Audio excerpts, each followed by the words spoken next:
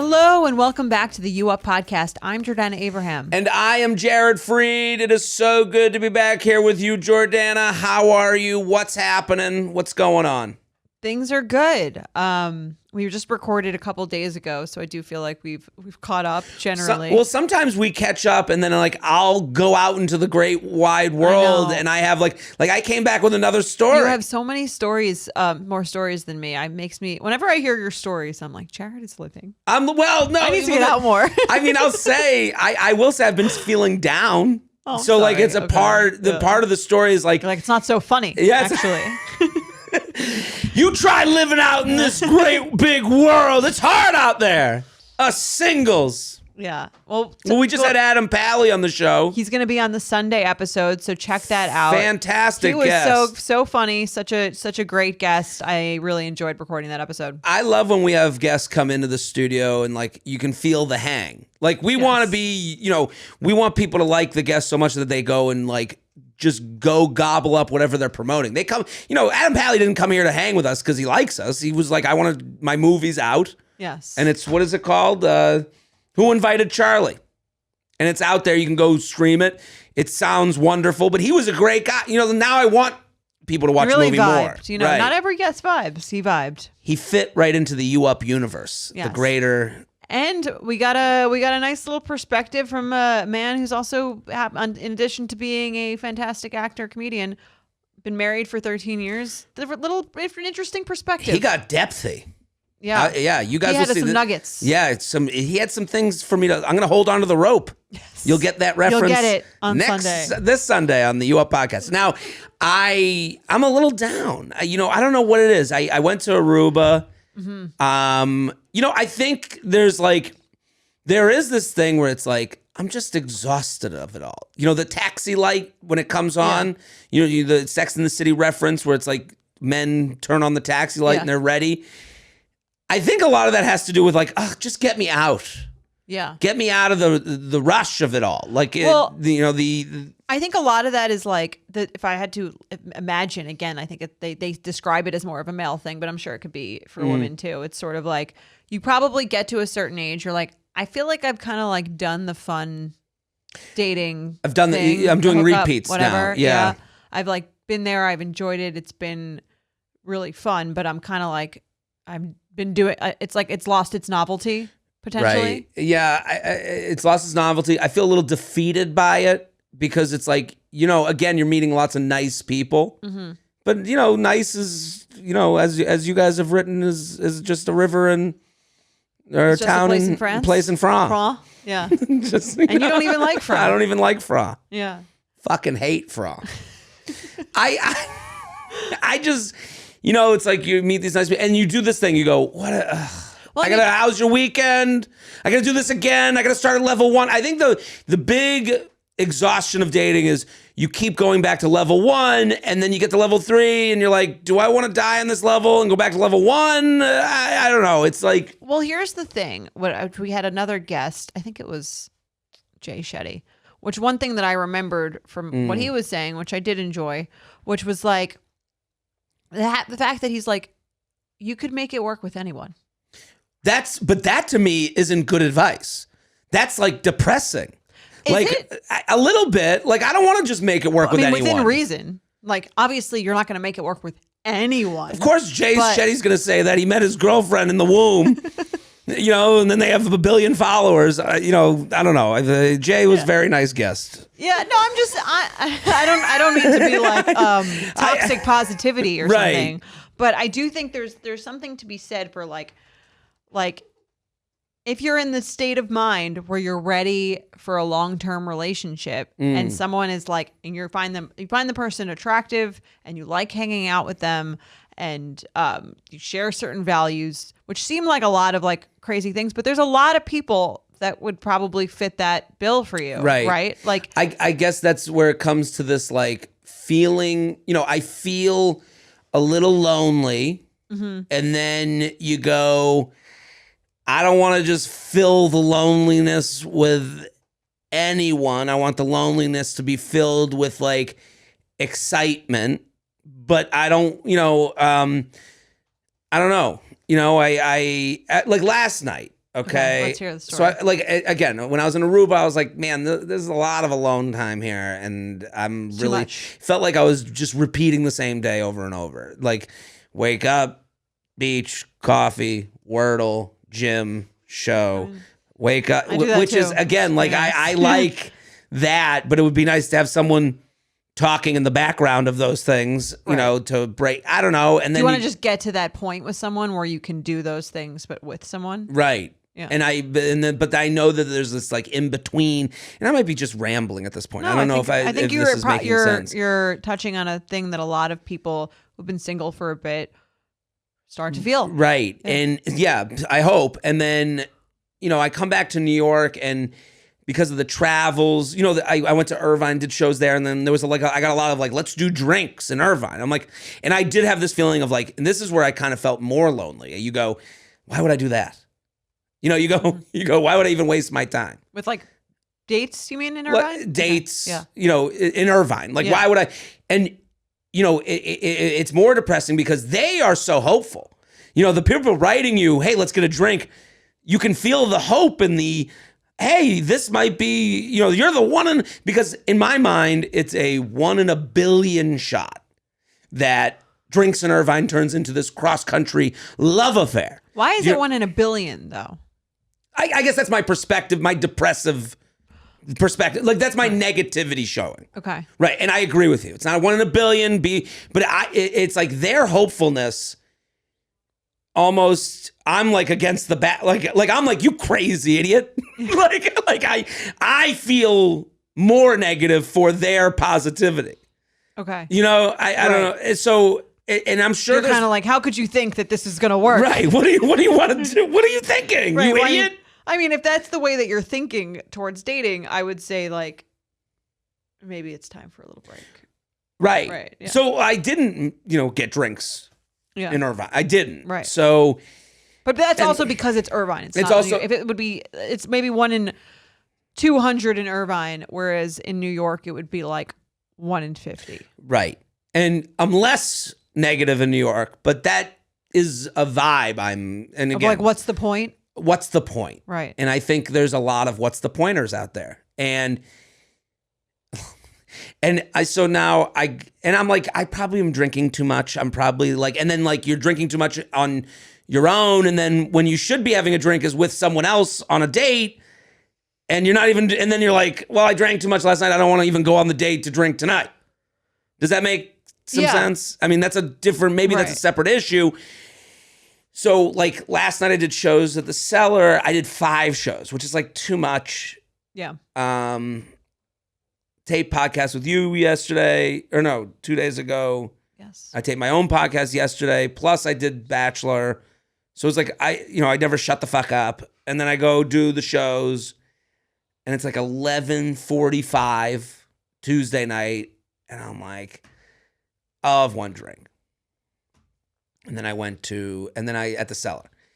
And then I walked home, and on the way home is the Spaniard, which is a tough, you know, that's where you get the hopeful versus the negative. You see the Spaniard, which I would consider the 27-year-old embassy here in New York City. Like, it's just like, you walk by there, but it's hopping Tuesday night. Like, and you're like, and I looked in the window, you know, I'm like, you know, Tiny Tim, you know, looking in. Literal window tapping. Hello, look at, they're having fun. And I'm like, there's hope in there. It's a mirage almost. It's like a, you know, you see all those people in there having drinks. It could be me. So I go, and there's women. And you go, I'll pop in there for one.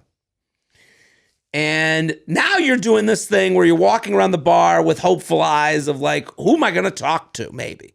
Where should I plant myself? Mm-hmm. And I think a lot of people, if you go to a bar alone or if you go with friends, you're like, where do I put myself to be in the optimal, maybe something will happen position? And I sit, I find a chair, and I find a bar stool, and it's next to 2 women to my right. And I'm like, okay, optimal position. I'm like, I'm at a bar. Like, if I'm thinking out loud of my thought process, I'm at a bar. Well situated. I'm well situated. Okay. That's busy, not too busy. This is actually, to me, it's like the right amount of people around. Right. Right. And you're going, if I was to think of where I would be to meet someone on a random Tuesday. This is all how it should be happening. Right. And like, I'm looking across from me, there's 2 women here. To my right, there's 2 people here. There's variables all around. So I'm like, okay. And to my right, the 2 women are talking pretty loudly. So I'm like, okay, maybe they mentioned something or they look over and whatever. And one woman is helping the other woman with a breakup text. Okay. And I can overhear it. And she's like, and the woman writing the breakup text is like, oh, but he's so cute. Like showing the friend the picture. And I kind of glance over and it's like a shirtless picture. And I'm like, this is kind of, and I'm like, it's a little cheesy tacky, but I'm like, okay, I get what's going on. We have a dating podcast, whatever. Sure. No, he's so cute, but and then she's helping her write the text. And I think it's a very funny New York moment. Yeah. Or bar moment, at the embassy of 27-year-olds. Like, it all makes sense. Right. And I don't think negatively of them. I just think that's nice. Women helping women on Women's History Month, right? Yeah. So close to International Women's Day. Right. On the eve of International Women's Day, 2 women helping one another out. So I was like, so nice. To make a man feel bad. Right. Yeah. To fuck this dude. Well, I'm like, maybe she's ending it. Or the friend helping is cute. She's cute. And I overhear this, and then I open up Hinge at a bar. Okay. I think opening up a dating app at a bar is stupid. Do I do it? Yes. Do I do it because it's on the roundabout of the apps that I open? Of course. Do I think of it and go, Jared, what the fuck are you doing 5 minutes in? Yes. I don't think happily of opening up a dating app at a bar. If you're listening and you've never done that, you think you're above me, good for fucking you. Okay. If you're listening and going, I do that too sometimes and I feel ridiculous, yes, that's probably the normal way to feel. I felt ridiculous. I open it up and the woman who's writing the breakup text sees me, my phone, and whispers loudly, I'll put in quotes, that guy next to you is on Hinge. And I'm like, I ignore it. And then her friend didn't hear her. Okay. So she goes even louder. That guy next to you is on Hinge. What? What guy? That guy? Right. I'm always bad at not pointing. Mike always yells at me when he's referring to someone like, that person? Yeah. He's like, put that finger away. Yeah, the loser pointer. Who? And I turn my head up the second one to look over. Maybe we'll have a fun conversation about this. Like, I do think it's ridiculous. Okay. I'm on there. I agree with them. And that, to me, I'm like, there's the opening. And the friend who pointing me out, your friend pointer finger, that guy's on Hinge, the one that's sending the breakup text that is on the other side of the woman goes, why don't you open up to the world a little bit and put down your phone? Ugh. Oh, no. I, like, that. The one who's breaking up with the guy said this? Okay. Why don't you put down your phone and be present? That's what she said. Maybe that was their way of initiating conversation with you. Well, bad fucking job. Because I'm like, anyone who says get off your phone, fuck off. Fuck off. Yeah. Yeah. Put down the cigarette. You don't do that to people. Put down the cake. Like, put down the French fries. You are an asshole. Yeah. No, you're an asshole. But side commentary aside, she goes, why don't you put down the phone and be a little present? Because she saw that I heard her basically talking shit about me, which, okay. And I said, I just didn't want to interrupt your breakup. Which to me is like, I'm giving some shit back, but also like, it's not mean. It's not mean. That's what's happening, right? And her and the friend get up and she goes, I'm not a bitch. I'm just from New York. Okay. And walks away. Maybe she's just drunk. Of course they were drunk. But, it was like a little bit of insult to injury. Like, it is. Well, the whole interaction sounded very New York. I mean, my God. Everyone being guy alone rude. at the bar. Yeah. You're going to talk shit. The guy alone on a dating app at a bar. You're telling him. You should be like, you should be careful because I could be a murderer. Right. You ever heard of an incel? That could be me. That could be me, right. It was just such a shitty, like, it felt like a rain cloud poured on my head. And I'm like, and it was like, and it really annoyed me because she like strutted away. Like, it was just like this, like, Like it was just a very like I couldn't imagine being that way to anyone else. Like I guess, you know, it is funny that I do think that comes from like the anger at dating and singlehood. She's breaking up with someone. Her friend might be single. Yeah. She's going, my friend, you could be talking to her and you're opening up an app. And it's really, it was shitty of the person. And then I was about to put it on TikTok and we had just talked about like about bad dating stories. The article about TikTok guys on the New York Times. I did tweet about it, just being podcast guys. Right. I wanted to find whoever she was dumping and be like, this is the best day of your life, man. I think she was probably just drinking and it was like exactly what you had described. Like, she's like, dating is clearly not going that well for her. So I'll take it out on this. It is funny that we do allow for the punching bag to be me. What do you mean we? Societally, there's this thought of like, dude in bar on dating app, bad dude. I think it's just these girls. I think most people see a guy in a bar who's making conversation as like, that's what they're there for too. Why else are you at a bar? Of course. I guess because I'm on the dating app, I'm not open to conversation, which I was. Right. But I guess that's they're probably the triggered. distractor. Yeah, there's a triggering going on. Triggered by the idea of like a guy at a bar looking for other women who aren't even at their competition is not just women at this bar, but also women on this app. And I guess the thought is like, oh, I guess no one here is good enough. Let me go to the virtual bar. Yeah. I guess it could be taken that way. Right. Yeah, I guess like it becomes, you know. Like, do you ever go in a store and see something and you kind of like want to buy it and then you're like, is this overpriced? Let me Google it. Let me go online. Yeah, and then you kind of I try to see like if I can get it cheaper on Amazon or something. I know what you're talking about. I've never done that. I am a shopping idiot, but I know that like there are shopping, you know, that's like a pro move to me. Yeah. Or I'll do that at duty free at the airport where I'm like, is this actually a deal? Let me see how much it actually costs. Right. But I could see why that would be. That's what I'm saying. If it's for people that can feel insulting. I guess from my point of view, it's just like, ugh, like you know, had the good spot in the bar. Right. Like when you had so much hope. The moment I put aside all the garbage to have hope, some more garbage got dumped on me. Right. You know, like, oh, let me move this garbage aside, take a seat at the bar. Yeah, it sounds like it quickly got contentious. I mean, as quick as I could have. I never saw that coming. I to be honest, then I had a second martini. And then you headed out? Headed to Wilfie and Nell, did another drink there, which wasn't necessary. Okay. But I know the bartender there a little bit, you know, they know, that's the Norm. guy. Yeah, Norm, that's me. Yeah, everyone, cheers. And then I went home and ate a bacon, egg, and cheese. Okay. That was my night. But, I mean... And then I woke up feeling like shit about it.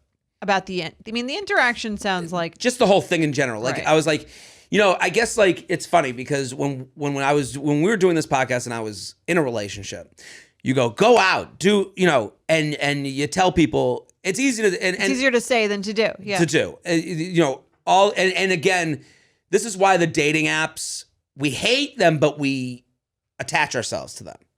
Dating apps offer no negativity, really. They have a long game negativity, but if you really wanted to like meet someone, like I think what I did, if I did that 10 nights in a row, I would have 6 good nights, 4 bad nights. Yeah, and you'd have dates lined up. And I would have dates lined up. Yeah. I think I honestly do believe, but when you do it on a one-off and just concentrate on that one night, I do understand. It leaves a bad taste in your mouth. It leaves a bad, right. But I mean, if we're thinking about you dating overall, like, how are you feeling about? Are you on the apps? Like, how are you meeting people?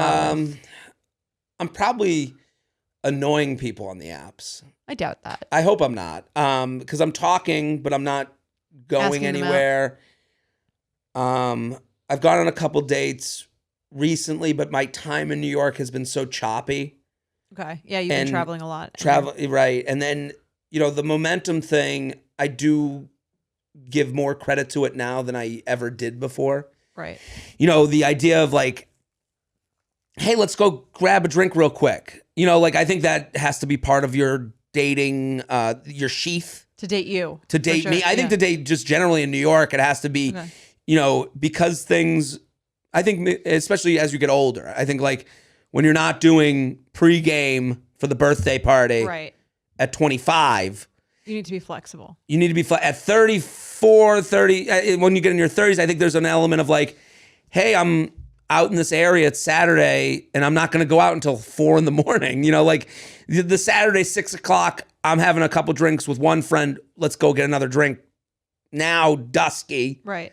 I think those are important dates in the city life. Well, it makes the whole thing a little more like casual feeling, but also like maybe fun.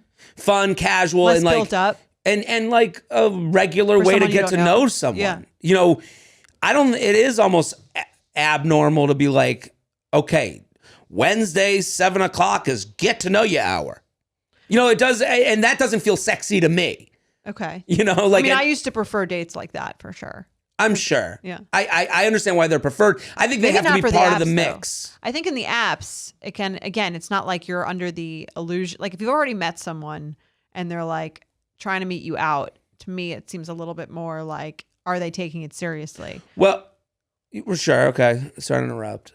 I agree. Versus on the apps, you don't really know them. It's like we both don't want to necessarily invest in a whole like preset plan. Like let's make it a little more casual. Like I guess fun. I'm talking about something else. I'm saying like you've gone on one date and the momentum is like, what's the second date? Okay. And the second date being that like, hey, Saturday I'm out for brunch with my friends. Want to get a drink after this? Okay, but you're asking before Saturday? Yeah, like on Thursday. Hey, this weekend.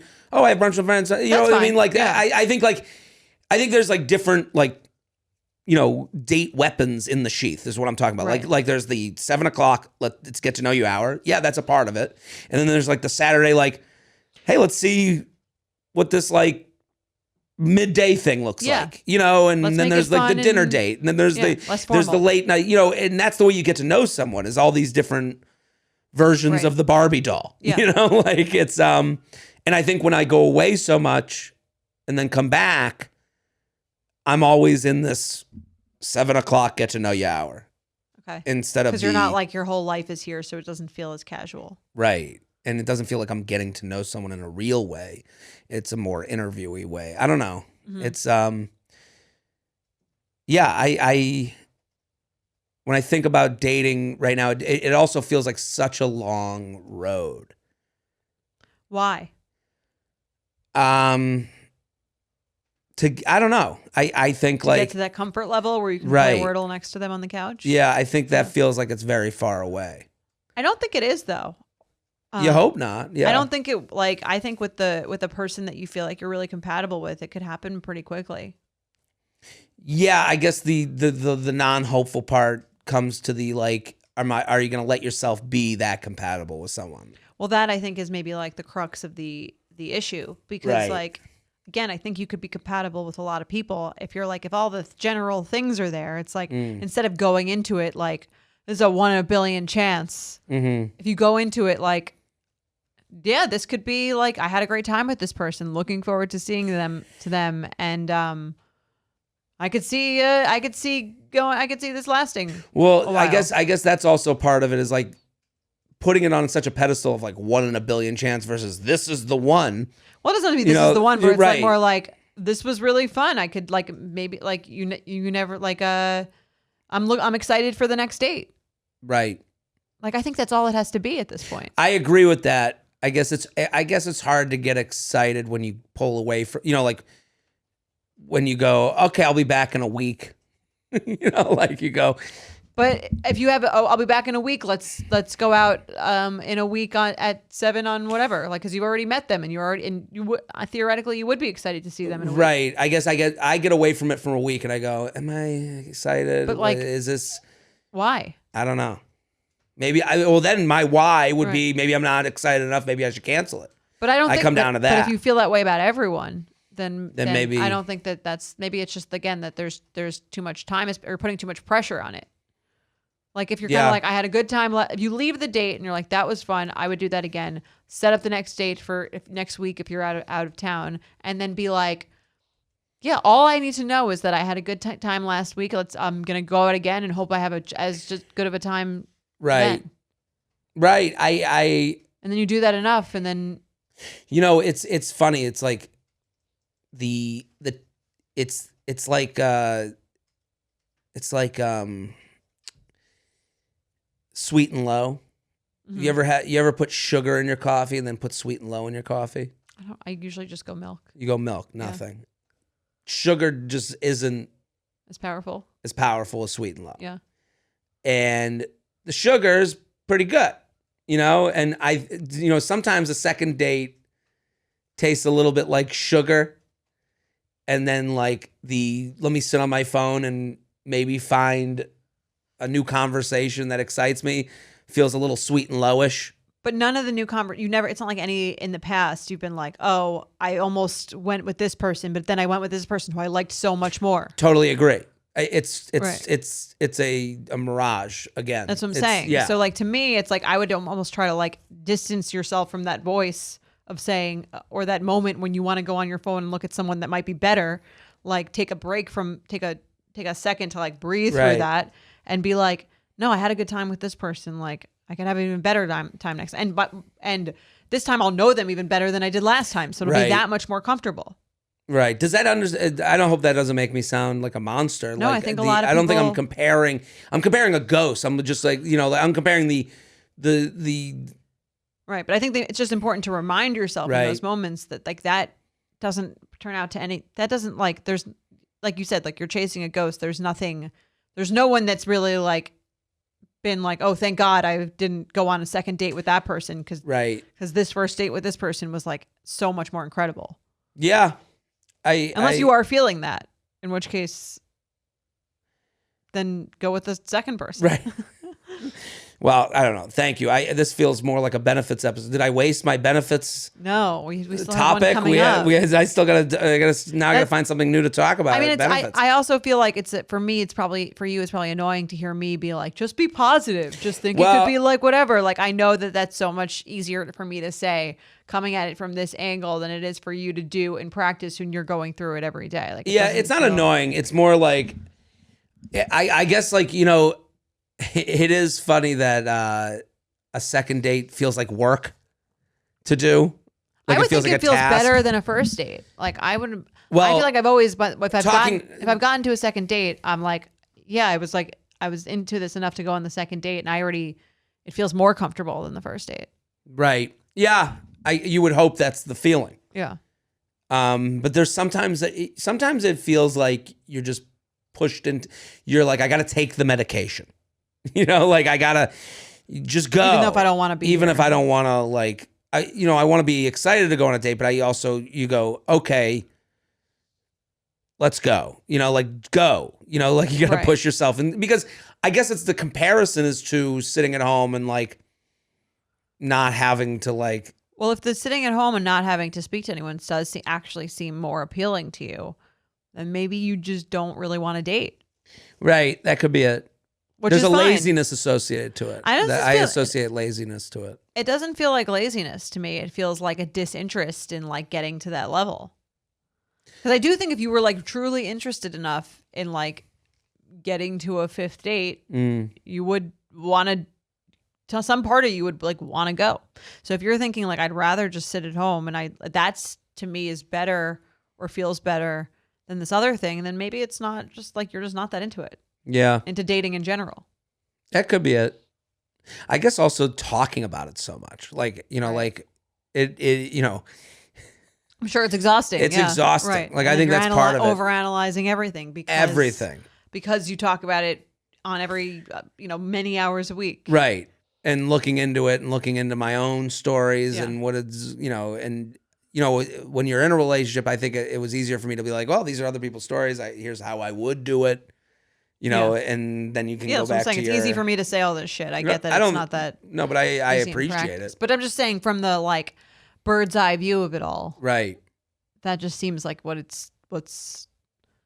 Maybe that's it. Well, listen, let's get to the show. March sucks. I don't want to. You could take a little break and then come back. March, April, and then I go to Europe. Yeah. So you could say If you really wanted to, you could say I was going to extend my trip in Europe, but I keep coming back to that France trip. Well, don't go to France. Italy was on my mind. Italy's great. I love Italy.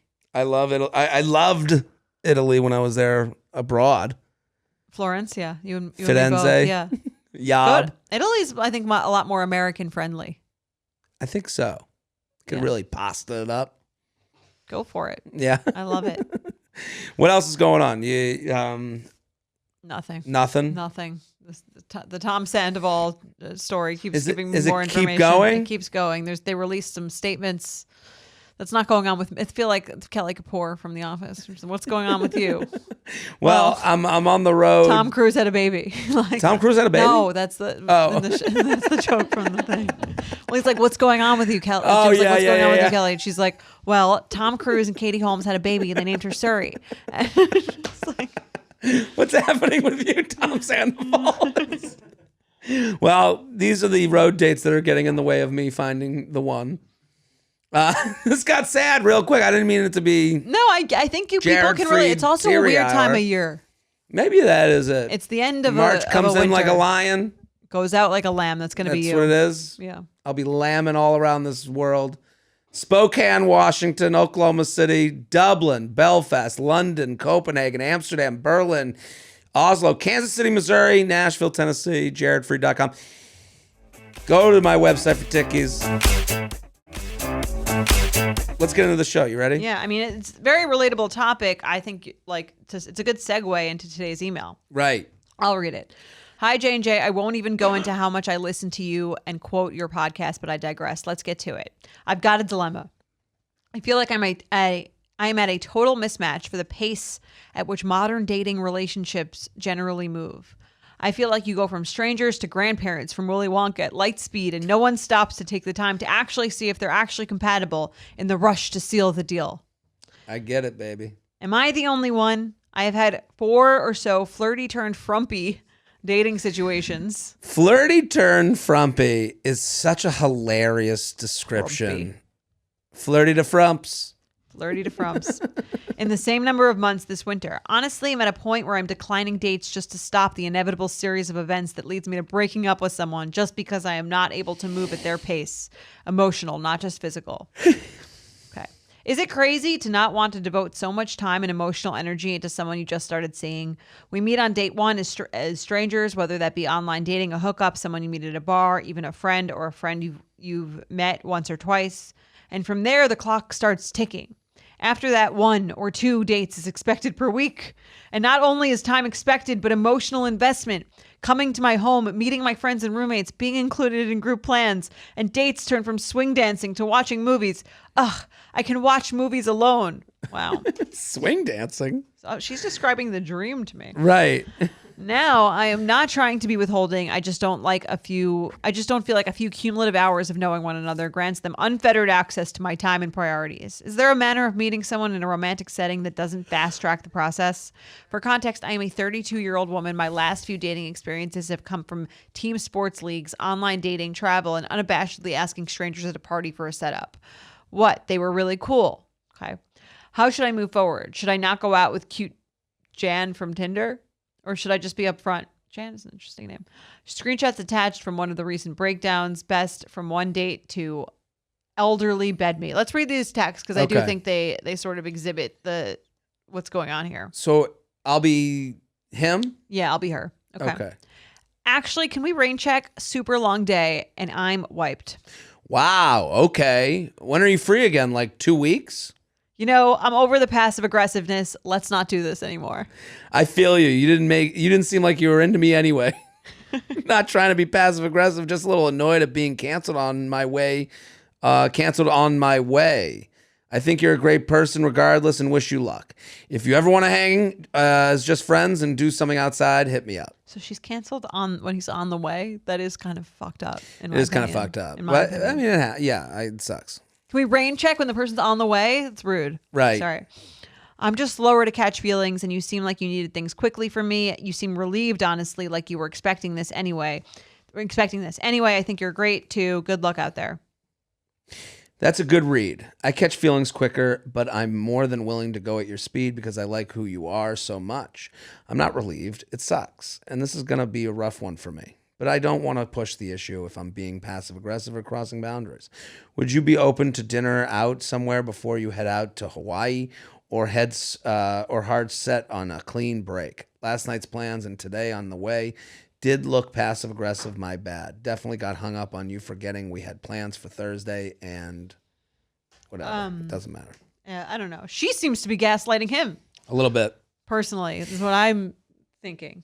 She's just not into him. And she made a plan. She wrote a check her ass couldn't cash. But she made it about him being all clingy and shit. Right, the passive-aggressiveness. And right. It's like, just, that's rude. Acknowledge that that's rude. Yeah, she doesn't want to take the loss. Like, she doesn't want to be like, I just don't like you. Yeah. Instead, she's going, these people they're so clingy. They're always looking at, all of a sudden we're in bed and we're Willy Wonka grandparents. And it's like, yeah, but that's also like two to tango.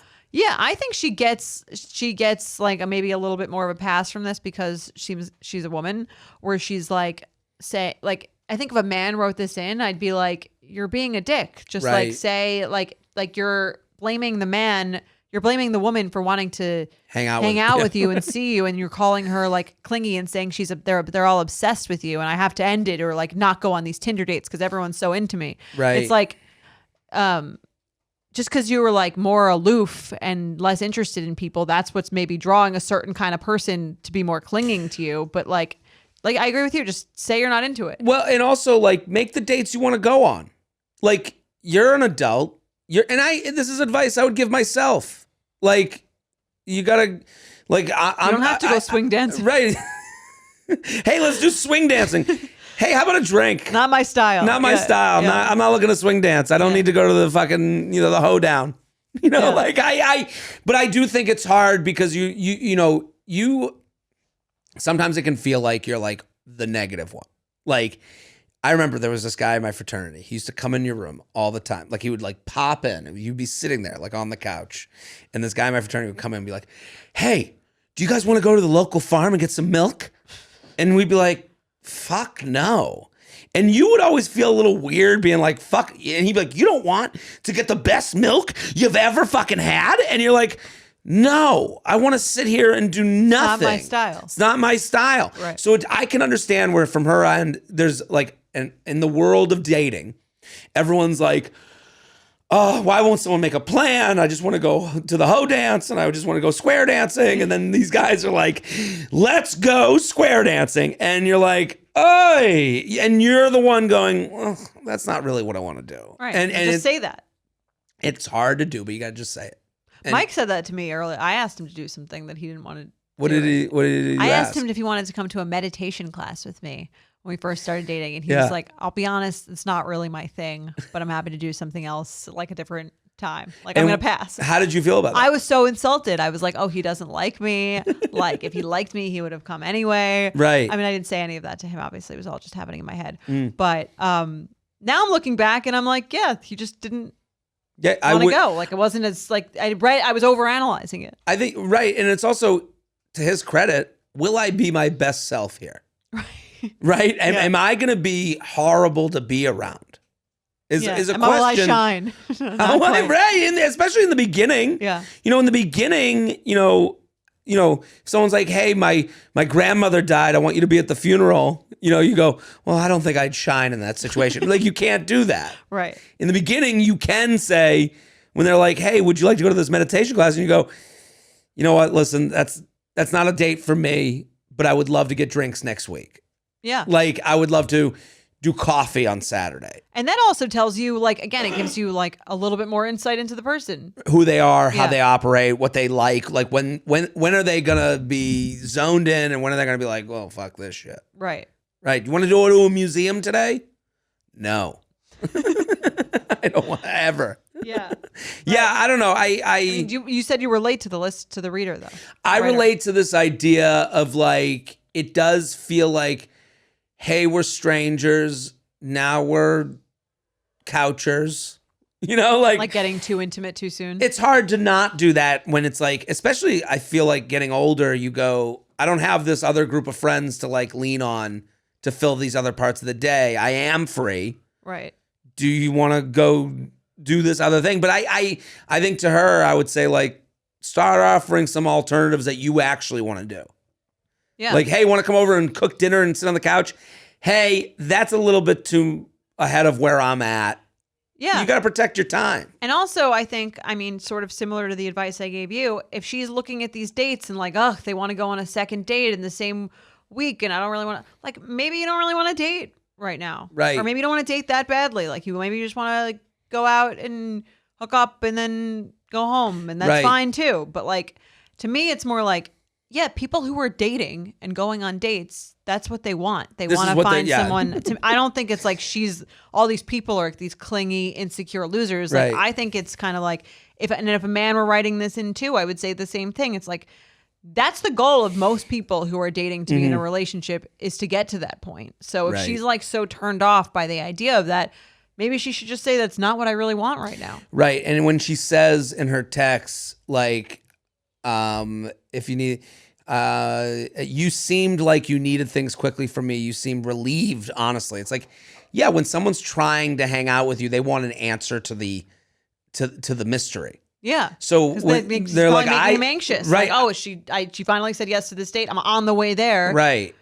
And then he's kind of trying to make sense of it. And he's going, well, I'm free next week. Just tell me you don't want to go out with me so that I stop trying to get to know you. So like, I do understand where she's like, oh, you seem to like already know. Yeah, everyone already knows. Like, everyone knows when they're being boxed out. Everyone knows when they're being iced.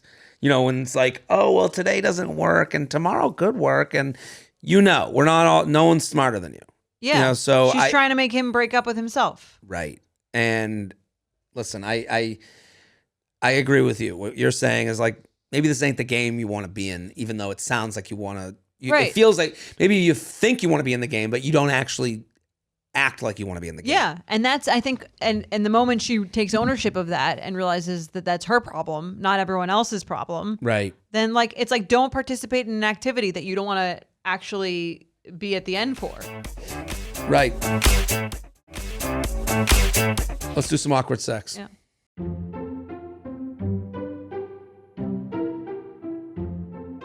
You ready? UUP@betches.com, UUP@betches.com. I like this one. Yes. This was good. J&J. First off, I think I have a perfect name for the recent awkward sex with the condom inside her. Cum dumpster diving. Okay, a bit harsh, but I lolled. I really don't like the term cum dumpster at all. Yeah, I stay away from cum demeaning. dumpster. I guess cum dumpster diving in relation to the story that was about a woman having a condom inside her. I guess. I feel like cum dumpster is like a slut-shamey term-ish. Right. If I was calling a woman's vagina a dumpster, it might be not flattering. look good on me. You could say it, I think. I wouldn't say it. I feel like I know I could, but I wouldn't. Right. If I got into the dumpster world. Yeah, it's just not, it's not a gentlemanly term. No. So, but thank you for the suggestion. Yes, appreciate, helping us out. At the peak of my slutty phase, married crone now, one of our frumps writing in. One of our old hags. During my post-college post-birthright, what up, Heebs? This person really came in hot. They're like, yeah, I got one for you. Cum dumpster. What up, Jews? Yeah, they're coming in very, very hot. This is this is not the end. No. Post birthright. What up, Heebs? Euro trip romp. I found myself staying at the Pink Palace in Greece. Have you ever been to the Pink Palace? I feel like it's been referenced maybe on this show before too, like as a hostel type thing. I've been. Oh, you've been. It's in Corfu. Can we look at it up? Maybe it was referenced by you. Maybe it was. The Pink Palace was like a known. You went to Greece? I've been to Greece. I went on when I was abroad in Firenze in Florence. Yes. Is Pink Palace is in Corfu? A hostel notorious for its debauchery. I am familiar with the name the Pink Palace in Greece. That was like, and this person's probably around my age, your age, because that sounds like it's an era. Yeah. Well, she said she's an old married crone now. Right. One of our frumpies. Yes. Corfu. Right? I've been there. Right. Yeah. Not sponsored. The type of place that the Taliban would point to as the proof of the decay of Western society. And you have to be like, okay, I see I see it. Okay. Agreeing with the Taliban. This person has taken a lot of liberties.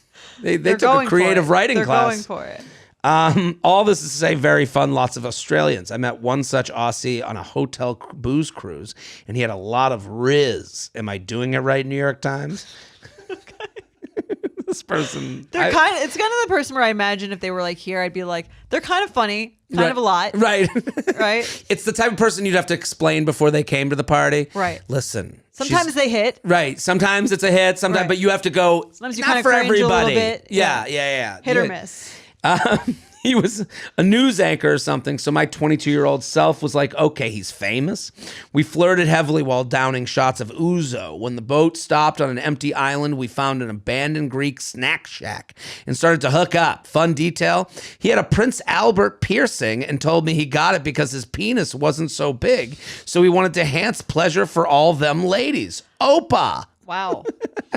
I mean, She wrote Opa. I guess I appreciate the candor. Yeah, the color commentary. Did she ask why do you have? I mean, it seems like an odd thing to volunteer immediately. Well, having a Prince Albert is odd. Okay. The Prince Albert is I've never encountered one. So it goes. There used to be a wrestler in the WWE who was named Prince Albert, and he had a lot of rings on his face everywhere. and stuff. Okay. So he was insinuating that he had a Prince Albert piercing, which it goes from ball to penis. How does the Prince Albert work? Can we look up Maddie's search history? I did Google this earlier today. On the company computer. Yeah, sorry about my search history to HR. That is that's standard for batches. Okay. I didn't know what this was until this awkward sex, so it's really educational. But I think it's just the tip of the penis is pierced. Do you need to be tip of the penis? Do you need to be uncircumcised for it to be pierced? So. Oh my God! I would right? didn't look Or that much maybe I would images, assume, right? Otherwise, it seems honest. dangerous. Well, the tip isn't. You circumcise. Is it you no, it's the foreskin goes over the tip. they're not piercing the foreskin. I guess I don't know very much about the male anatomy, just Right. like you and So wait a minute. Don't bring up pictures. No, we can't. So it's the tip to the what?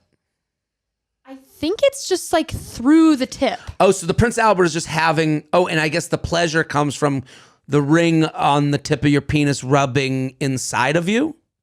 I guess so. It's probably like a vibrator type situation. Yeah. I mean, okay. I just think it's interesting that he volunteered that he got this because his penis was not that big. Right. He could have just said, I have a Prince Albert. Yeah. You're right. Unless she asked. Well, why would you get a Prince? I guess that is a likely In which question case, I guess too. I would appreciate the honesty. She is Jewish. Why would you get a Prince Albert? Does it hurt? Does it hurt? Have you Was your cleaned mom okay Have with you it? cleaned it? Yeah. Cleaned it. When was the last time you did some antiseptic? Yeah.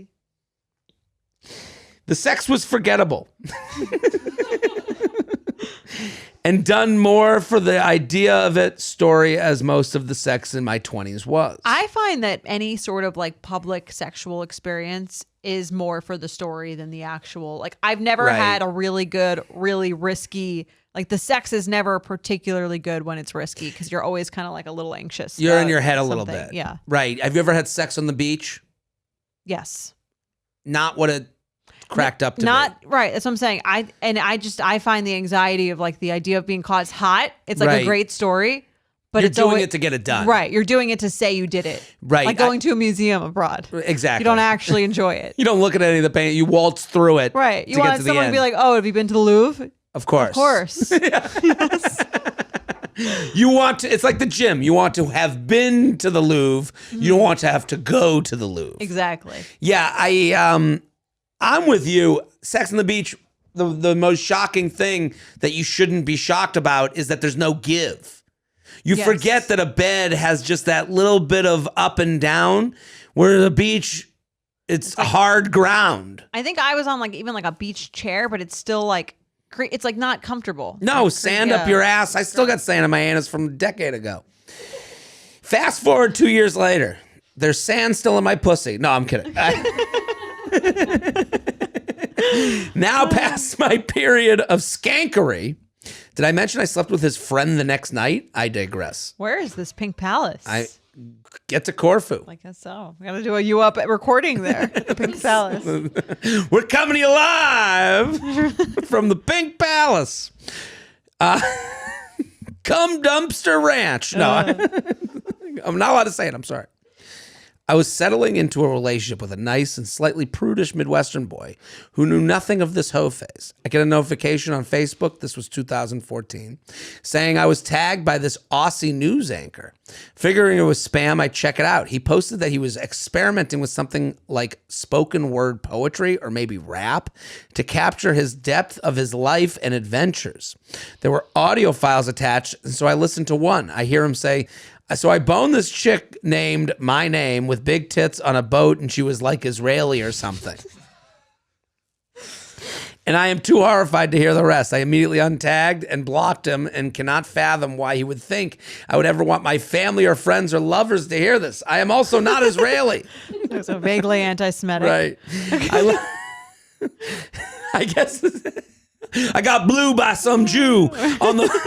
It was like slam poetry. Right. Yeah. I love telling this story because I grew up scared that sex could end up in STDs or unwanted pregnancies. I had never protected myself against unexpected spoken word poetry. Some of my own names for this. Oh, they come in with doing their all the work. Yeah, she's did it all. Never trust a Prince Albert. Nar escaping the past. I guess that's an Australian accent. I guess. I don't know. It's not really hitting for me. What happens in Greece stays on SoundCloud. I like that better. He's no cunning linguist. That's the one she was proudest of, I think. Yeah. Can't wait to hear you dissect this doozy. What do you think? I find it odd that as a public news anchor, he was using this language on SoundCloud publicly on his Facebook page. What are the public figures like in Australia? Right. Australia is the different people. I mean, you've been. Yeah. They're a little bit more Australian gruff. Guy you did? He didn't really live here, so it was just like a couple dates, but it was fun. It was fun? But then I remember at the time I had an office job, and he had gone back to Australia, and he tried to have Facebook Messenger sex with me while I was in the time difference. It was like I had just gotten to work. It was like 8:45 a.m. Right. And he had like just gotten home from some it was like bar, some night at bar, and he's like, "What are you wearing?" I'm like, "A pantsuit." I don't know. Like, I'm not in that mode right now. I'm kissing up your stomach. It is 10 a.m. here. I'm drinking my coffee. Yeah, it was a little. The time zone didn't work out for us. Yeah, that's tough. I this story to me, like the idea that like it is weird. We're like too connected, like to find out that I'm getting into slam poetry. Like, I don't know. It's clearly that experience meant a lot to him. He remembered it years later. Right. It stuck out in his brain. Did you have a name for this? I like Maddie's name of Prince of the Pink Palace. Prince of the Palace. I like that one. I had a good one. And she also had Poetic Jizztus, which was also another great one. How does she do it? It's great. I had Edgar Allan Bro. Oh, that's good. I like that. And yeah, that was it. Prince Albert Frost. After Robert Frost. I just looked up famous poets. I like that. Yeah. That works. Yeah, red flag or deal breaker. You find out, like, you go on a couple dates with a guy, and he's like, I also like my hobby is slam poetry. I think no, probably, unless You're it was out. like if it was really good and not sexual like this, Right. and not misuse like referencing where I'm from. Right. He doesn't have to be so specific. This scenario, there's no creativity I would do in the same this. thing. I would have untagged and blocked also immediately. The Jew blew me all night. I didn't have any sort of fright. But I came all over my Princess Albert's face. Some would say, did you think it was a race? okay. I like the ending. Oh, sorry. Welcome to the You Up Slam. Yeah, snaps, slam poetry. So would you be into it?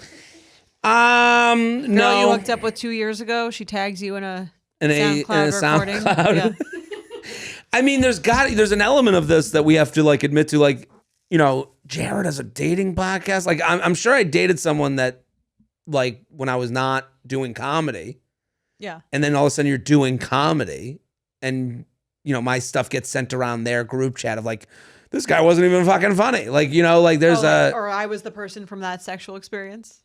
I maybe, right? I guess I like to think that I'm pretty Discreet. discreet. Yeah, but they might as much as you if can be. if it was them and they're listening, Right. I think the fact that he used her name is annoying. Right, and then was like Israeli. Just any Jew is an Israeli. Right. Yeah. Well, let's say you're dating a girl. She talks about. She did say this was post birthright, so she may have Yeah. been still talking about her birthright friends, which is something we tend to do Potentially. So I can understand the confusion. All right, so let's say you're talking to. You've been on a few dates. You're getting serious with with someone. Someone tags them. They get tagged in this thing. Before you see it, before they have a chance to untag it, they do eventually untag it. Right. What are your thoughts? Not happy. I'm blocking too. You're blocking them, Right. Like the girl. This is this isn't the same as them. No, it's saying some guy made it about them. Like, I'm saying, would you? Oh, be a guy okay? made it about someone I'm Yes. dating. Oh yeah, I wouldn't care. You're I'd be fine like, with this is that. hilarious. Okay. Yeah, you dated a fucking slam poet. What kind of loser am I dating? Right? Yeah. No. This cool with wouldn't. If my wife was like, "You're not gonna believe this. I just got tagged in this thing. This guy this had guy sex with a with Prince years ago? Albert." Yeah. Yeah. I'd be like, "This is hilarious." Yeah. I'm gonna make my own. Right. I mean, I would be annoying to live with. I would do what You I would just keep did. bringing it up over. I and would over again. again. I'd be like, the ring on my penis tip Now you know what you're hit getting for your my next cervix with a nip. card. Right. All right, let's do another email. Let's do it. All right. Hi, J&J. I'm hoping you can give me some insight and words of wisdom. I'm currently going through a situationship breakup. For a bit of backstory, I started dating this guy in July 2022, and for the first 3 months, I truly thought it was moving towards a serious relationship, and I was thrilled. In late October, he told me he wasn't looking to be exclusive, but still wanted to date me indefinitely. Uh-oh. Not good. I ended things shortly after, as I wanted to date exclusively, but then after a few weeks of me feeling brokenhearted, we picked back up again. A tale as old as time. Truly. This is how it happens. Yes. You forget what they said. You feel a little lonely. Right. And you forget like how hard it is for someone to go, I don't want to be in a relationship. Like that's hard for him to say. And then he does well, we can also hang out and you can blow me. And there's right, and you're just like, he's still contacting me. Right. Maybe he'll change his mind. Right. You forget. I think It's there's also easy you to do forget, this. and there's the hope. Maybe it's irrational that they're like thinking about it differently. They're as lonely as you. They feel what you feel. Or maybe they're ready this time. They need, they realize. Totally agree. That's where boyfriend or fuck off comes in. Well, I also think this is where the shame comes in. Like, I think people are hard on themselves. Right, because they already told you what it is, and you went back, so you must be this like pathetic loser. Right. I'm not saying she is. I'm saying like as someone who's gone through it, that's sort of what you tell yourself. Right, and that's why you kind of let it happen, and you don't tell friends, and Right. you make excuses for it. right Yeah. because you don't want to be. You don't want to. I get it. For the last 4 months, we've been spending time together and doing many of the things we've been doing since the beginning, with the knowledge that he was sleeping with other people and our situation would not lead to a committed relationship. Over this time, I've experienced anxiety and depression for the first time in my life and know that it's in large part due to staying in this relationship that didn't meet any of my needs. Despite knowing he is not a good person for me and being deeply hurt by many things he's done over the past several months, I'm feeling completely devastated over him ending things with me today. I'm 30 years old and the pain of this feels more intense and crushing than any other breakup I've been through, despite this situationship only lasting a little over 7 months. I cannot wrap my head around this, and I'm currently afraid of dating because I'm so terrified of possibly feeling like this again. I can't stop thinking about what could have been between us, even though I know logically that it would never have worked. Is there a reason the pain of a failed situationship is so intense? How do I get over this and stop thinking about all of the what ifs? A struggling, sad batch. Well, I'm sorry this is happening. This sucks. I feel for her. I've been through it. I know what it feels like. It feels like really awful. Right. And it's I tend to believe that. Oh, go ahead. I was going to say, it feels even more awful because you're like, the person broke up with you and they weren't even, it was like they weren't even giving you the relationship that you wanted, like a real relationship, and they still like they ended things after the like renegotiated shittier contract. Right. Like even this shittier contract isn't working for me. Well, I guess that's what it feels. I'm saying I understand why it feels that way. I guess I'll speak to the other side on that. It's like, no, I know I'm actively hurting someone and giving someone less than they want, and this is kind of why the reveal works. Right. Where it's like she's like, no, I'll give you what you want, and then he's probably sitting there going, I know that's not what you want. That's not what you want. And I feel shitty being with someone who's in something they don't want to be in. And so I'm just going to be like, you know what? I'm going to walk away. So I do understand the feeling of that. But to give him the less evil look, I would say that he's going, well, this is best for both of us. Even though I would love to hook up with this person, think they're great, I just don't see the future with them as a match. And I would imagine that a man, and I'm saying a man, because in this situation, it's a man. A man in this situation is feeling a little anxious about the whole thing too, knowing that the other person is a lot more invested in it. I think that does, I would imagine, unless he's a monster, take a little bit of the fun away from it from him. Absolutely. That's where we're being as empathetic as humanly possible to this guy. Right. Right. Where you go, yeah, he doesn't want to be a monster to you. Yeah. He doesn't want the fact that you wrote to us, it's the first time you've ever felt depression in your life. I'm sure he's not like, good. You know, like he doesn't want to be a part of that. Yeah. Most people, I believe, and this is a very positive way to look at people. I think most people don't want to be the reason you're going through depression. Yeah. I would assume. And I'm saying, but I also think, even on a selfish note, I think it's not as fun for them. Right. Like, is it fun for you to go on a date with someone who you know wants to be with you and you know you don't want to be with them? Not at all. There's no romance to it. There's no excitement to it. There's no, again, that's like behind the curtain. That's like seeing how the hot dog's made. Yeah. You know, you're like, well, we're both not living in reality. Yeah. Or now we're living in reality. We're not, there's no romance. There's no fun of like, will they, won't they hook up with me? There's no fun of will they, won't they be in a relationship with me? Yeah. Because it's over. Right. Yeah. So yeah, it's not fun. And she says, why does it hurt more? I do tend to believe like a lot of, women break up when they've tried over and over again. Mm-hmm. Like a lot of women are like, yeah, I've said that. Yeah. It's like, please change, please change, please change.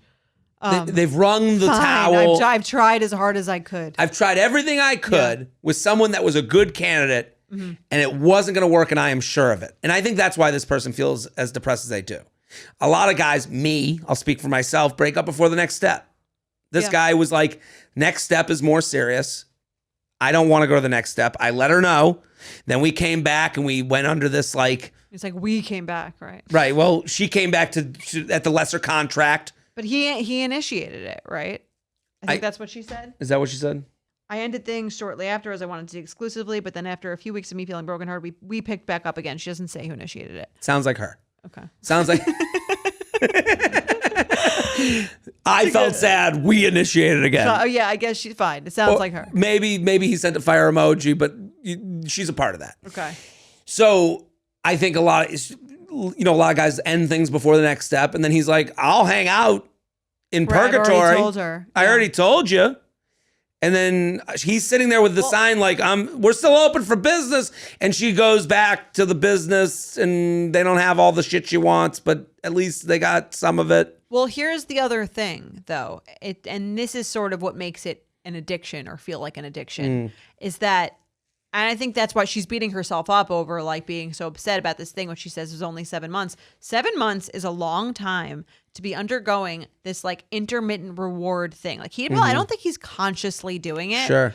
But she's that's exactly what creates an addiction. It's like you get a little bit of a high and then the person pulls back and then they give you a little bit more and then they pull, like it's like the intermittent way in which she gets probably attention and affection from this person.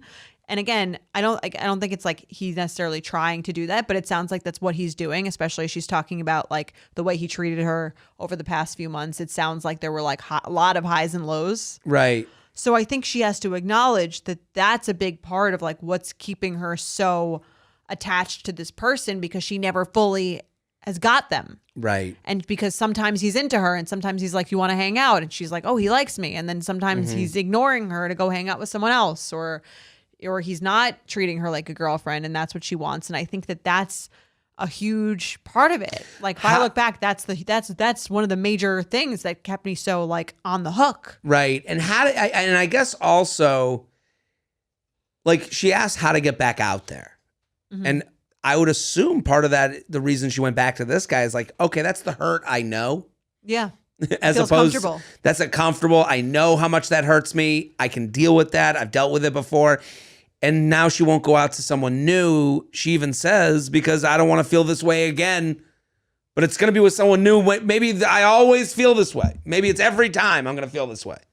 Yeah. Like, that's scary. I understand why it's so scary. I think she's put this guy on a pedestal too, Right. because she never fully had him. And I think that's when people tend to do that the most. It's like this elusive thing. And you're like, if I just get it, it'll make me happy. So like I've convinced myself that I'm like in love and obsessed with this person. You don't really know. It doesn't sound like the relationship ever became that intimate. Like, How do you think she gets back out there? I think therapy can help, because it's like the kind of, to me, the question is more is that you're hung up on in these situations is like, why am I not good enough for this person? Why don't they want to date me? How can I feel so strongly about this person and they could not feel that strongly? Was about I me? living in delusion? Right. Like, what is, like, there's, you kind of, you make it about that. Like, why didn't he pick me? Right. When the real question is, it's like, why am I attracted to this? What about this dynamic makes me feel comfy or makes me feel like good? Like, why do I like people who are treating me like this? Why do I feel like I like, am attracted to this? And that's really the more interesting question that will get you a lot further in your life. Forget this guy.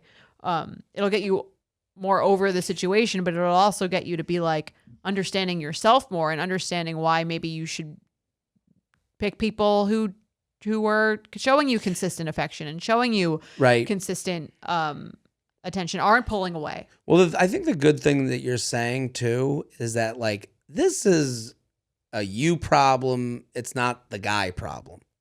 Yeah. Like, it's like, have you seen, there's been a lot of this stuff about like people who like obesity being so much more of a mind thing. I think Like, I've seen some stuff. There's around been that, a lot of stuff about the psychology of obesity. Yeah. And how we've, like, a lot of times you get into this blame thing of like, well, just, you must be lazy. You should just work out. And then there's there's these studies that are like, no, this is like as much a drug as, as anything else. anything else. And I think that if this person admits that this is something I need to, like, They have an addiction.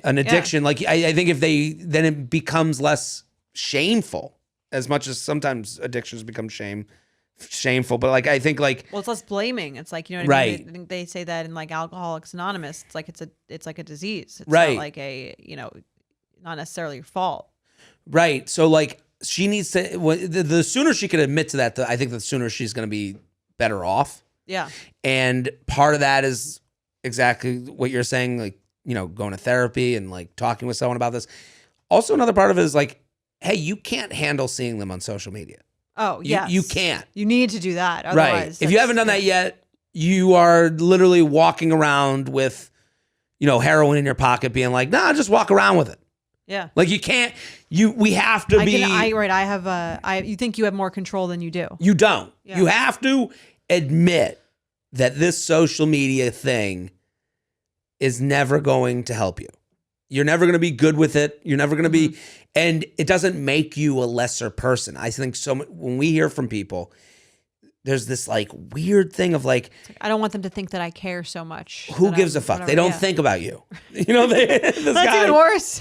This guy isn't thinking of you at all. And if they do notice it, they go, if I saw someone unfollow me after a breakup, I go, this is what they had to do. That makes sense. Yeah. Makes sense. And if I was to go to them and be like, what the fuck? I think there's nothing weirder than two people who have broken up who still follow each other. I think the opposite, almost like that's my judgment is in the opposite thing. You ever see someone, they've been broken up for 2 years, they're still like, they had a serious relationship and they're still following each other? I'm Right. like, what the hell is going on? What are you doing? Did it ever mean anything? Right. And why are you doing this to yourself? Right. Why? Why are you holding yourself to a standard that nobody is holding you to? I think it's very, very weird. Right. Maybe unless you're like married and share kids or something. But that's how they got back together, I think, in the first place. It had to be through social media. It had to be fire emoji, whatever it is. Unless And she just texted him. I don't know. maybe. But Block the number. I mean, it's so hard to block the number. I've never done it. But I've blocked numbers. Get the fuck out of here. but that's because you don't want them annoying you. Have you ever Right. blocked someone so that you wouldn't be tempted to message them? No. Right. Well, that's what I'm saying. That's why it's a harder block. It's harder. Yeah, you're right. It's very hard to block someone because you're like, well, what if they change their mind and they Right. want to get in contact with me? And I blocked them. And then I don't even know. Well, that's the thing. You're Yeah. always in the back of your head. It's very hard to something that kind of was never fully, doesn't feel like fully off, or it had these on again, off again moments. You're kind of like, they keep coming in your mind. You're like, they keep coming back. Mm-hmm. So because they keep coming back, maybe they're going to change their mind, or you hear some random urban myth about Or you hear someone who one decides friend. he suddenly realized what's that bachelor couple where the guy wasn't into her. Oh, they suck. Ashley and Jared. Yeah. Where you're like, Jared that's was the nice. worst Ashley- thing. I mean, that's the worst thing to happen to that, to women. Right, where and it's they go around telling their story, and they do it on The Bachelor, where it's like, oh my god, mean, they go to that- Bachelor in Paradise, and they're like, you too could have what we, and it's like, no. Yeah, it becomes this romanticized bullshit thing where Right. even the Carrie and Big thing, Right. where you see at the end of that show, it's like she winds up with Big, who's been essentially doing this shit to her for years. Mm-hmm. And then one day he decides, Carrie, you're the one. That's how the Right. show ends. It's as unlikely as Cinderella. Basically. The fairy godmother ain't coming. He ain't coming back. He ain't gonna be a different guy to you. Little mice ain't gonna make you a dress. Yeah. They're not gonna ride you to the ball. Prince Charming ain't bringing you your shoe. But that's not how we romanticize Right. things. So And this guy, it's over. It's over. it's over. Go Look to me therapy. if you're watching on YouTube. It's over. It's over. And I think therapy was probably if I didn't do that, I think I might still be into it. Right. Well, therapy is acknowledging it's a thing, not a person. It's about you. It's about you, Right. not this fucking dude Right. Who could be anyone. who could be anyone. Right. Yeah. It's not about him. You don't really know him. Right. You have the capacity to get addicted to the game of love. Yeah. And- Everyone has their drug of choice. Right. That's my new single. Which is You have the capacity to fall in the game of love. You ready to play some games? Let's do it.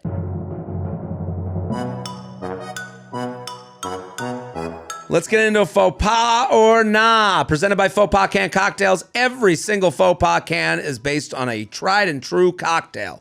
Vodka soda, marg, tequila soda, and mule. You can't go wrong.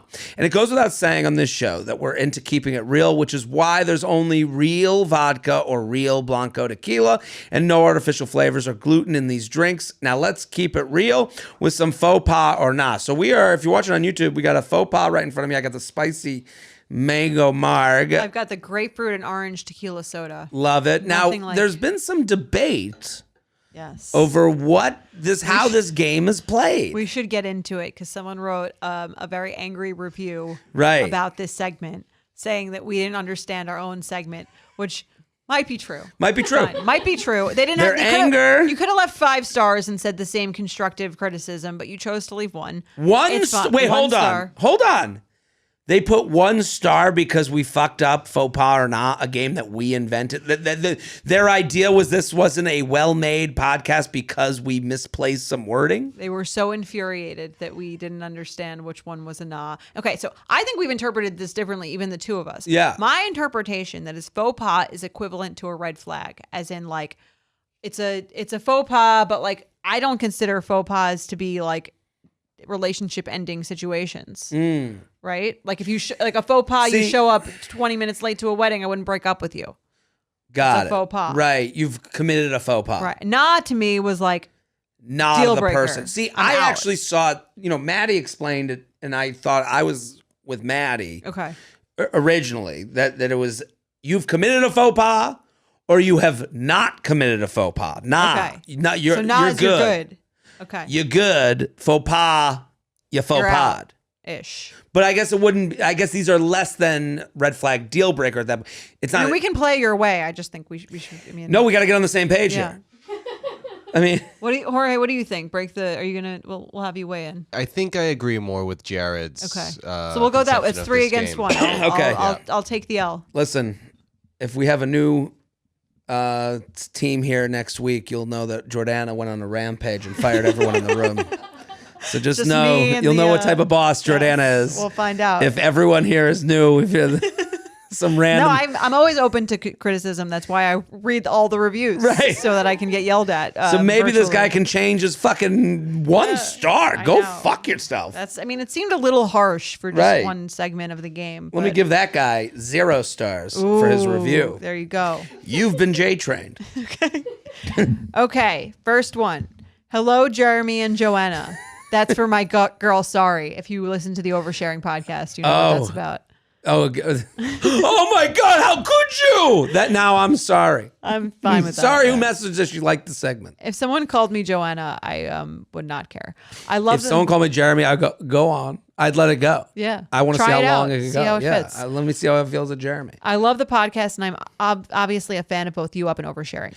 I am also a fan of oversharing. People, you got to go listen. Thank you. Yeah, that is check it out. that's my meditation. Oh, I love that. Yeah, you guys on a Tuesday, it really eases me into that day. I love that. So start your Tuesdays with Oversharing anywhere you get your podcasts.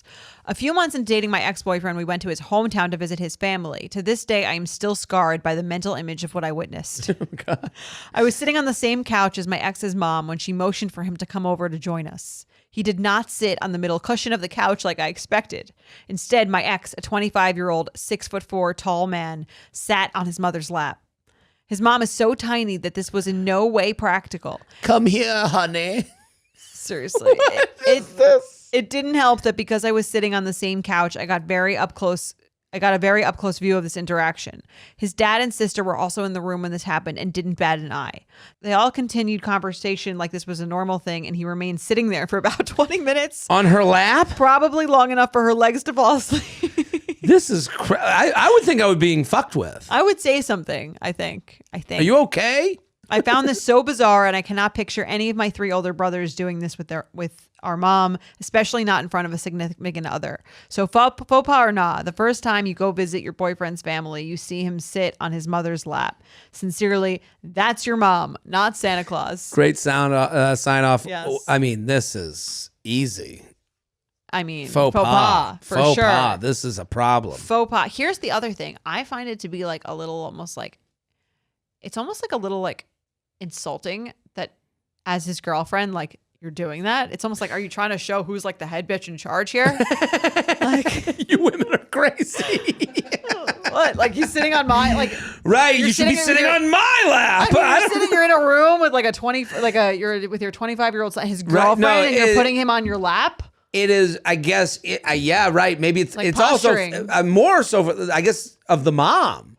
For the mom to beckon her son, lap time. That's what I'm saying. I think it's that's a posturing thing on like her on the part. mom's Like, let me part. show you who's the head woman here. He sits on my lap. Yeah, it's creepy.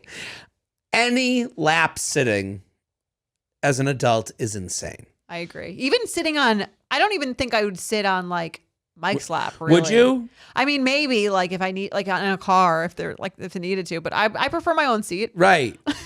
right. I guess like I wouldn't be like disgusted by the idea of one person sitting on their lap, but I don't think it's necessary. We've gone above and beyond. Yeah. Any lap. I mean, if I was at a house, hey, I'm your mom and dad's. Oh, nice to meet you, mom and dad. I'll just be over here on dad's lap. No. What? Weird. I think you got to ask them what the fuck was that, Right? And then the whole family is saying it's like not saying anything. Come here, honey. Like, if you were, let's say, like you're in your parents' house with your brother and his fiance, and your mom's like, "Come over here, Harry," and then he comes over and he sits on her lap. Like, it would be shock and awe. Wouldn't she say something? We would all say, yeah, I don't know what the You fuck would all is say something. Your dad would say is something. wrong in this family. You'd say Yeah, we something. would all say, what the fuck is wrong with you? Yeah. You just sat on a human being's lap, your mom's? Right? I don't know. This story is like so extreme that I have to, I don't know. How could it be true? I don't know. Some people are weird. Yeah, you just don't know until you go, like, and see the house. Like, that's the weird part. Would you break up with this person? I'd have to ask them about it. I do find Would you see a family? I do find a like almost like incestuous type relationship with one's mom by a guy, and I've seen some of that. I find that to be like a big turnoff. Personally, some people are like, I like a guy who respects his mom, but also like Two different things. Has boundaries and distance. Would you? I guess the more realistic question is, how right or wrong is it to be at the level that you meet someone's family and you're like, I have to end it with you because I've met your family and I don't agree with how you guys interact. Like, it is easier said than done. Like, you are close enough where they're like, come to Christmas. And then the mom is like, come here, honey. And then they sit on their mom's lap. And you have to really like, they would have to have self-awareness, I think. You can have like kind of like a dysfunctional family dynamic. My family's like kind of insane. Mm-hmm.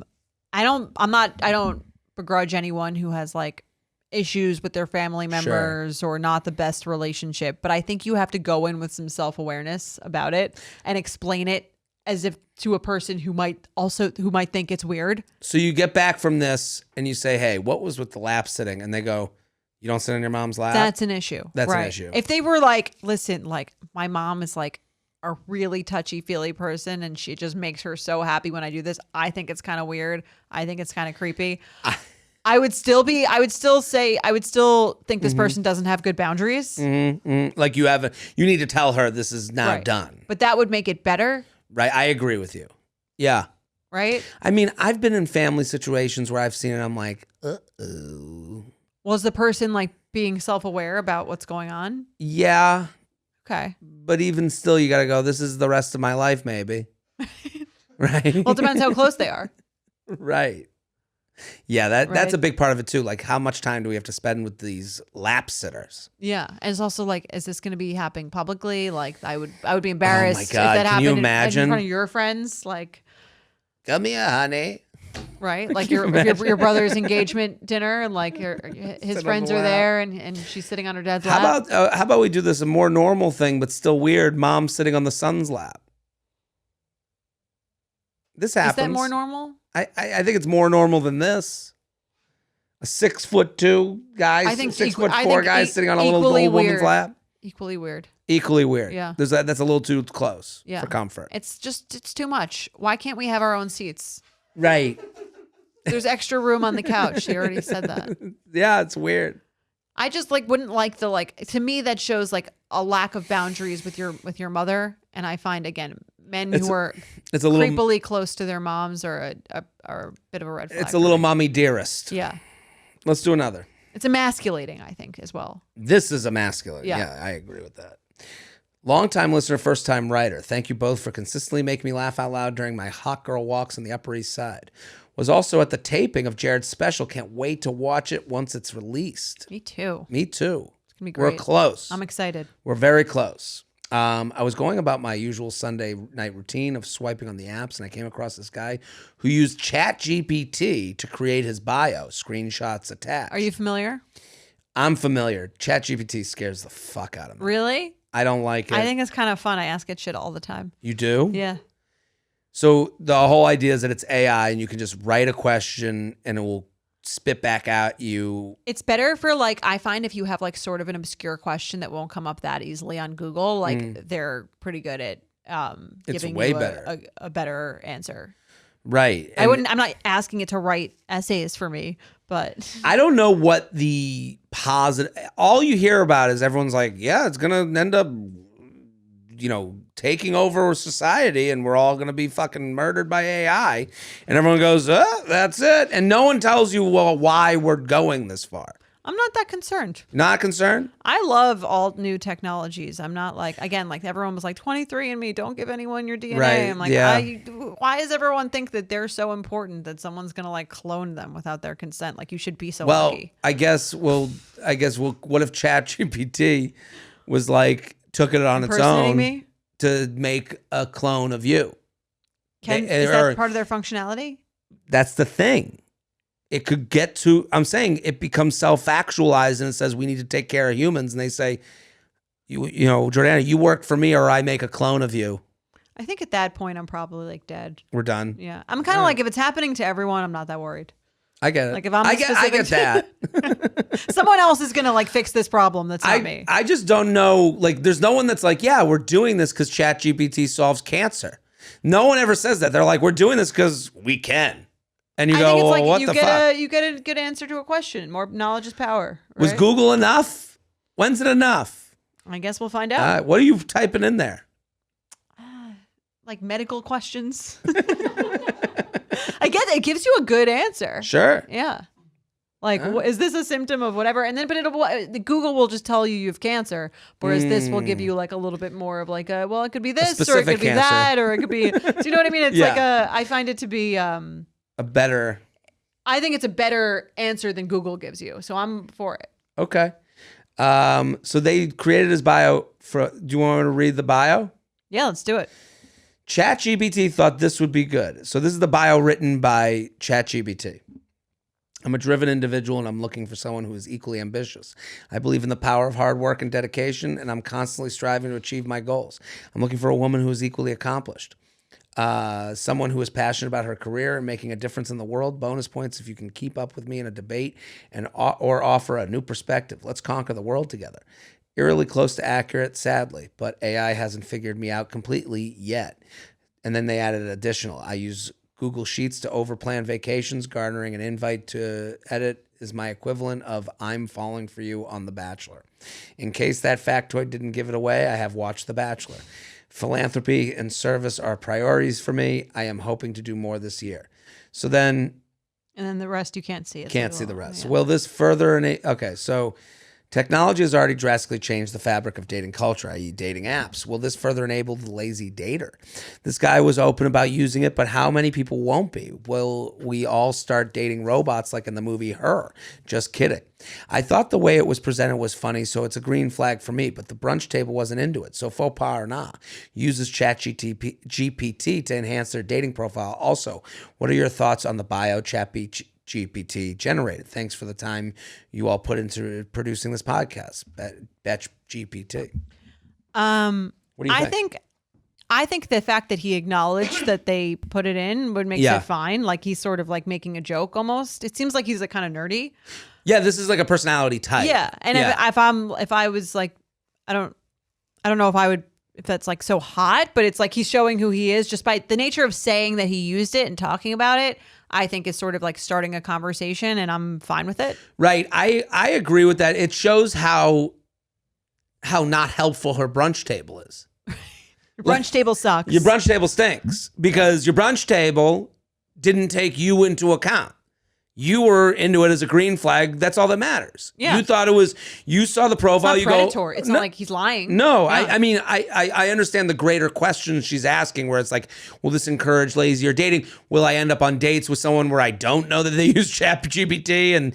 But I don't even know how they produced this from ChatGPT. Did they write into it like, this is the type of woman I want? Can you write a profile? Yeah, I'm not sure how. Again, I haven't had them write any like paragraphs for me on my behalf, so I don't know exactly how that would work. Right. But to me, like if something can write a real, like if someone's just taking your notes and turning Right. it into a paragraph, I don't have an issue with that.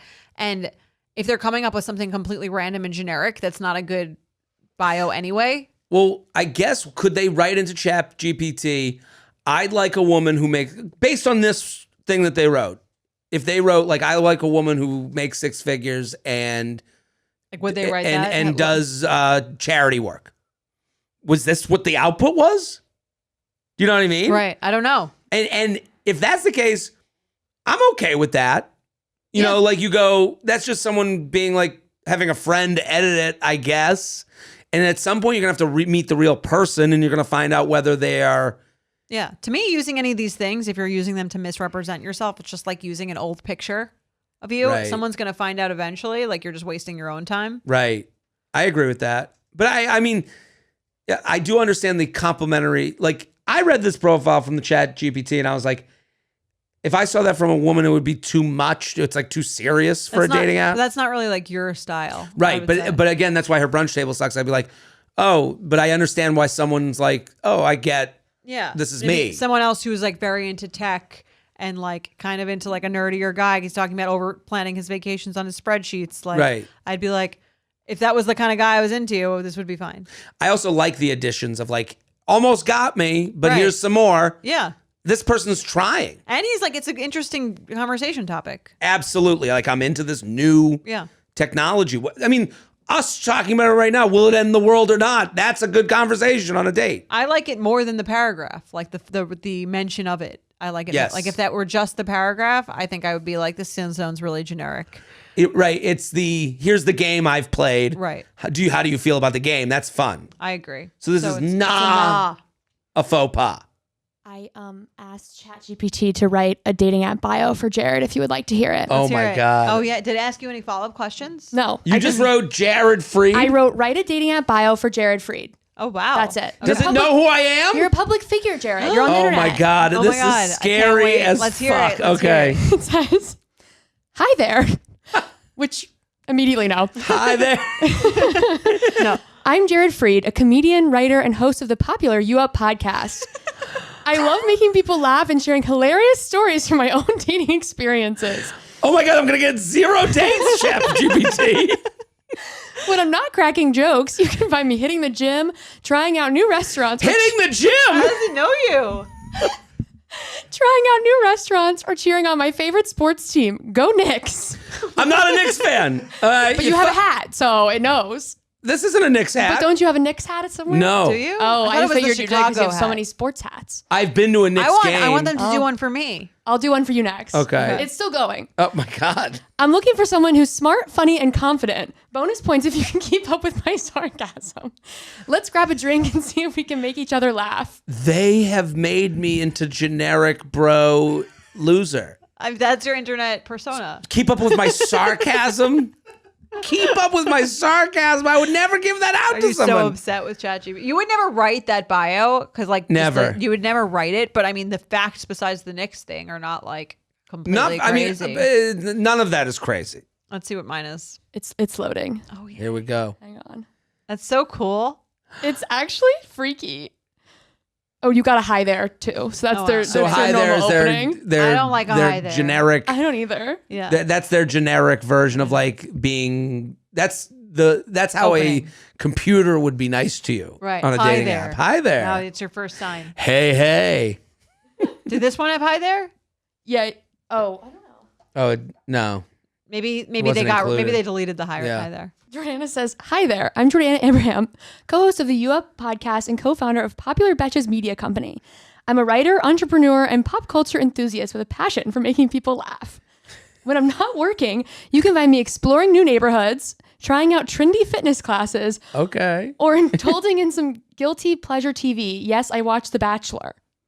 I'm looking for someone who's Bachelor ambitious, witty, and has a good sense of humor. Bonus points if you can keep up with my banter. Let's grab a drink and see if we connect over our shared love of sarcasm and all things pop culture. Yeah, I See- sound annoying. See, I I agree. think with We both sound ChatGPT, annoying. we both sound like the generic. Well, listen, if this should tell people if your dating app profile has something about keeping up with my sarcasm, Right. It could you be written are by a AI. robot. You're a Yeah. robot. Yeah. You're a robot. Yes. You've done nothing. Keep sarcasm out of the dating apps. A great lesson. I'm happy we did this. Yeah. This was fun. This is very fun. I think this is some social content if we were This is going to great. pull a video. Because if We you're would never use these. never, but I think it's important to know that some of you are writing profiles that sound like you're a robot. Well, that's how you know this thing isn't that advanced yet. Not yet. too. Well, it's not going to start fucking making us work for it. We're a couple years away. Listen, Hopefully. we all need jobs. Right. So. Okay, let's do one more. Hi there. Do you want to read the last one? I'll read the last one. Okay. J&J, I'm a longtime listener, big fan of the show. I especially love the new SOS episodes. We got a lot of feedback. A lot of YouTube views on that video. People want to see the dynamic between us. So if you're out there and you want to be on camera, like you're going to move to the top of the heap. Danny, I'm sure, has gotten many dates. I wish let's get a follow-up from him. He pitched a tent on Roosevelt Island. Thanks for doing what you do. I have a faux pas or nah for you. Last summer, I was pretty active on the dating apps. I was messaging with a few people at any given time and going on a couple of dates a month. I lived in D.C., which is a pretty big city, so lots of potential matches. One night, I was at a bar with some friends, and a guy approached me and says, Amanda? Amanda? Is that you? I looked at him and didn't recognize him at all. He said he recognized me because we had matched on Hinge. I was taken aback. I didn't remember this guy's profile or messaging with him at all. I was shocked that he recognized me so definitively. I wouldn't say I have a unique look or anything like that. I look like all the other bitches. Just some faceless woman in D.C. Yeah. Amanda, you need some more confidence. I asked him. Me? But I'm just a humble local accountant. I asked him if he had a photographic memory, and he said no. I mean, she's really not giving herself any credit here. Right. I mean, he was attracted to you. Yeah. He looked at your profile, which you put out there. You are someone's foot. Remember that, Amanda. Exactly. He was like so into you that he's like, I got to talk to Amanda at some point. Or he's following you around town. He's your stalker. That's one or the possible. Other. We chatted for a few minutes, but honestly, I was a bit creeped out. I guess it took guts on his end, but it wasn't my favorite way to be approached. I ended up going back through my matches after later looking for him. I had gotten his first name, and I couldn't find him in any recent history. He definitely could have unmatched me after we talked and didn't vibe, but I am not convinced he was in there to begin with. So she doesn't trust that he even knows her from there? Right. Which is scary. That's a little scary, yeah. So faux pas or not, he recognizes you from a dating app. I have a feeling this might be one where it differs for guys versus girls, but would love to hear your take. Signed, am I just face blind? Okay. What do you think? Apart from her disbelief on how anyone could possibly recognize her from an app, I think that part normal. I agree that him saying it and like approaching her with that being the thing that he's saying is a little bit of a turnoff. I've had a guy do that to me before, like went out being like, oh, I saw you on an app or we matched on an app. It kind of like, I almost would rather them, even if they knew that, approach me and pretend not to know that and tell me later. I totally agree. It takes away like the romance of it. Well, also it puts you in a position that you're the forgetter and they're the good person who remembered. Like that too. It puts you in a position that you're kind of an asshole. Right. Even though they don't think that of you, they've put you in a position where, oh, you don't remember me? You know, like, no, I don't. I'm sorry. What am I supposed to do? You immediately have to apologize? I agree. I don't think like that's the kind of thing you would say to someone after, like if you just approach them and you were speaking and then later it might just come out that you had actually already seen them on a dating app. This is an interesting thing. I got a match on a dating app last night. Okay. Had this happen. They go, we've been on a date. The match said this. Yeah. So they were very cool about it. Okay. They were actually cool about it in a way. They were like, I'm not sure if you remember, but like in 2018, we went on a date. Okay, that's also long enough ago. Totally, but I'm saying like there was another way to go about it that was annoying. Oh, you don't remember? Yeah, right. Like sometimes you'll match with someone and you'll match again. Hey, how you been? And someone will be like, we already did this. It's like, right. Yeah. Well, that's what do you want me to do? What, you want me to go do 30 push-ups? You know, like you're gonna put money in the swear jar. Like we don't owe each other anything from the apps. Right. So that's the other part of it. But so I don't like the Amanda.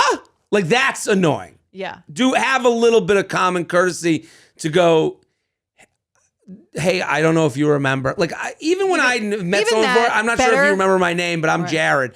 We actually met before on a dating app. I hope this isn't weird. Like acknowledge the weirdness. Take your part in it. And I think I agree. Even if he did that, I think it would still be a turnoff. I think anything that kind of like takes you back on the apps when you're in real life, because real life is hotter than the apps, is kind of a turnoff.